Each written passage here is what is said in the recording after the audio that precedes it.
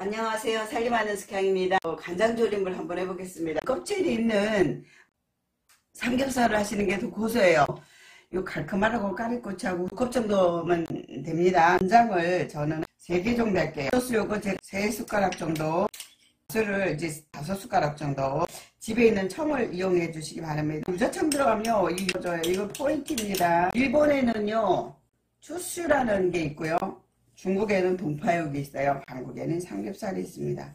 아까 좀 큰 거만 이렇게 해서 한 3등분 하시고, 양파도 조금 넣어줄게요. 하니까 이렇게 사용할게요. 이렇게 치집 소리가 나게 해야 돼요. 이렇게 해서 컵면을 부어주겠습니다. 했는데 있죠, 여기도 익혀주세요. 양념장을 이제 부어줍니다. 파, 마늘, 생강 이런 거 넣어주세요. 간이 위에까지 골고루 등불 정도 해서 뚜껑을 닫아가 이렇게 뒤집어 주세요. 해야 되라는 느낌이 진짜 맛있어요. 오늘은 제가요 삼겹살을 가지고 나왔습니다. 이거 통삼겹살이에요. 이거 가지고 간장조림을 한번 해보겠습니다. 이거 가지고 덮밥을 해 먹어도 괜찮고요. 제 영상에 보면 덮밥이 있는데 그건 좀 딱딱한 거고, 요건 아주 보들보들한 삼겹살 간장조림으로 여러분들에게 소개해 드리겠습니다. 재료는 앞에 보이는 삼겹살에 이건 950g 정도 되거든요. 요거는 껍질이 있는 삼겹살을 하시는 게 더 고소해요. 우리가 왜 그 삼겹살 구워 먹으면 껍질 없는 것, 껍질 있는 거 이렇게 파는데, 껍질 있는 걸 사시는 게 더 맛있고요. 양파하고 마늘하고 요 칼크마라고 까리고추하고 후추하고 요거 굴소스예요. 그 다음에 유자청, 집에 있는 오미자청 아니면 유자청, 생강청. 근데 생강청이 향이 너무 진해서 생강청은 양을 좀 줄이시면 되고요. 양파청이 있어서 양파청도 같이 쓸 거예요. 맛술하고 물엿하고, 가장 중요한 요거 쌍화탕이에요. 왜 이게 쌍화탕을 쓰냐면, 쌍화탕에는 열몇 가지의 재료가 들어가요. 근데 우리가 이런 거 해 먹겠다고 열몇 가지 재료를 조금 다 살 수는 없잖아요. 그죠? 그래서 요거 하나만 끝납니다. 요거 가지면 족발 있죠? 족발 삶을 때도 요거 하시면 되고, 그냥 수육 삶을 때 요거 하시면 돼요. 아주 딱입니다. 그 다음에 설탕 들어가고 물이 들어가고 간장, 간을 해야 되니까 간장으로 이렇게 사용해 보겠습니다. 저 영상을 끝까지 시청해 주시고요. 구독과 좋아요 알람도 부탁합니다. 그냥 한번 씻어줬습니다. 물 이거 1컵 반 정도 돼요. 요거 정도면 이제 한 컵 반에서 2컵 정도면 됩니다. 쌍화탕이나 원탕이나 이렇게. 저는 원래 또 이런 약재를 좀 좋아하는 편이거든요. 이거 쌍화탕에다가요, 간장을 저는 한 여기 3개 정도 할게요. 일단 3개 해볼게요. 왜냐면 굴소스가 들어가기 때문에 간이 되거든요. 자, 굴소스 요거 제가 3숟가락 정도 해줍니다. 간장만 하는 것보다 굴소스가 들어가면 훨씬 더 맛있어요. 맛술이에요. 맛술을 이제 돼지고기니까 잡내 날 거 아니에요. 그죠? 그래서 얘는 좀 넉넉하게 5숟가락 정도, 5숟가락 정도 이렇게 넣어줍니다. 매실청도 괜찮고 양파 에키스도 괜찮고, 집에 있는 청을 이용해 주시기 바랍니다.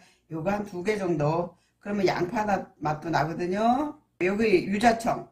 유자청 들어가면요, 이 유자의 향이 있어서 돼지젓냐 확 잡아줘요. 이거 포인트입니다.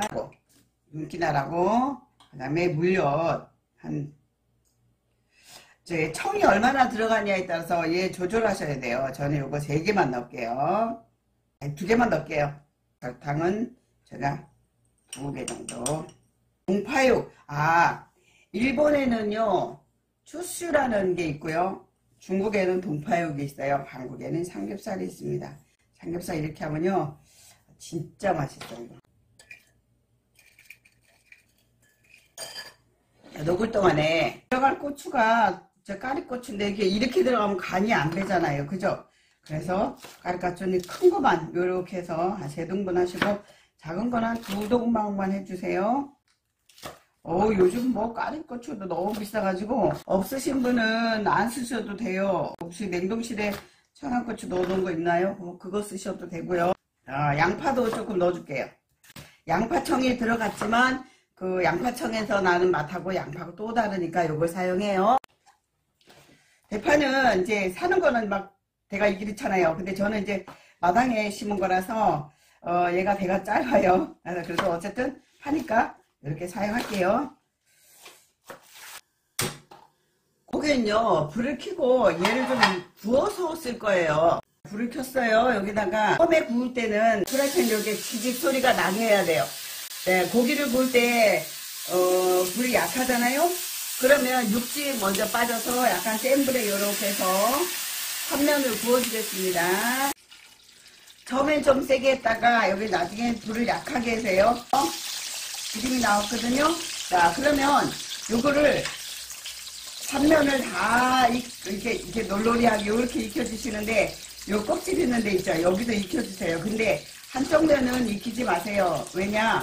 이름이 양념이 들어가야 되는데 이렇게 바짝 익혀져 버리면 양념이 안 들어가거든요. 이렇게 해서 단면을 다 익혀줬습니다. 요거 기름이 있으니까 요 기름은 버릴게요.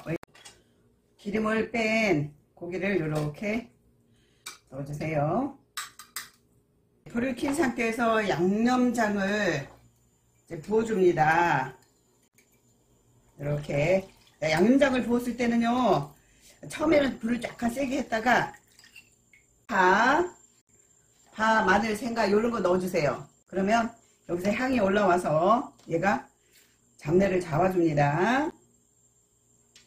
양파도 썰은 거 있었죠.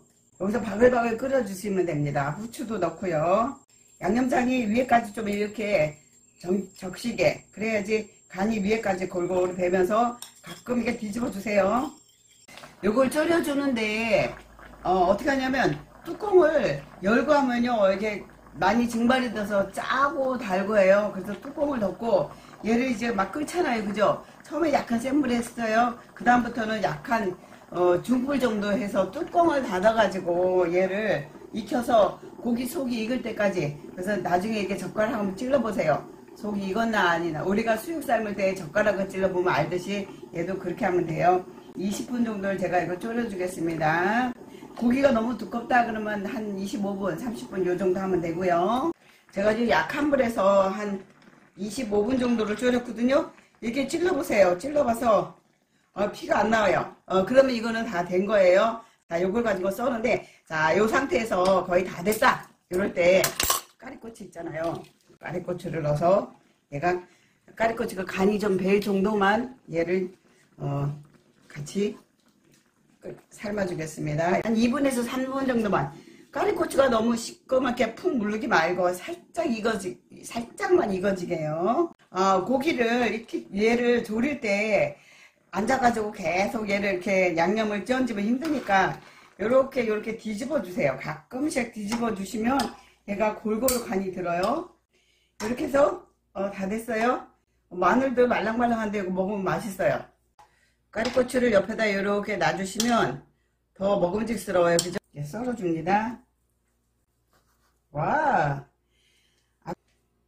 요 야들야들한 느낌이 보이세요? 우리 수육집에 가면 아주 맛있는 수육집 있잖아요.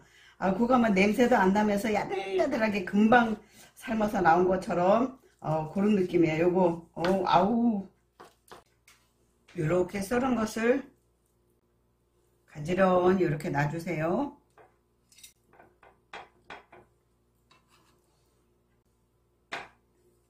구우면 얘가 양이 확 줄어드는데 얘는 삶은 거잖아요. 그러니까 양이 그렇게 많이 줄지 않았어요.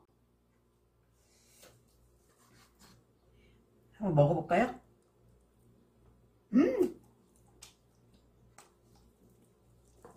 돼지 냄새야. 1도 안 나, 1도 안 나. 이거 썰 때 육즙이 촉촉 나옵니다.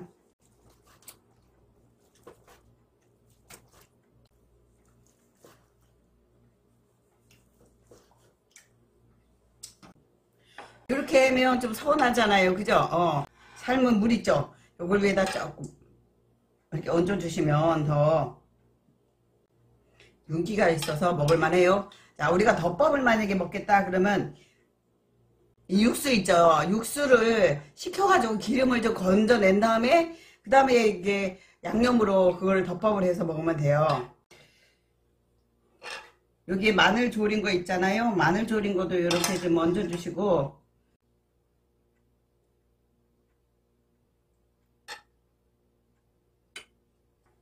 제가 이렇게 마늘 졸인 거 얹고요. 그 다음에 깨도 뿌렸어요. 이거 맛있게 생겼죠. 진짜 맛있어요. 여러분 이렇게 한번 해서 드셔보시기 바랍니다. 저 영상을 끝까지 시청해 주셔서 감사하고요. 구독과 좋아요 알람도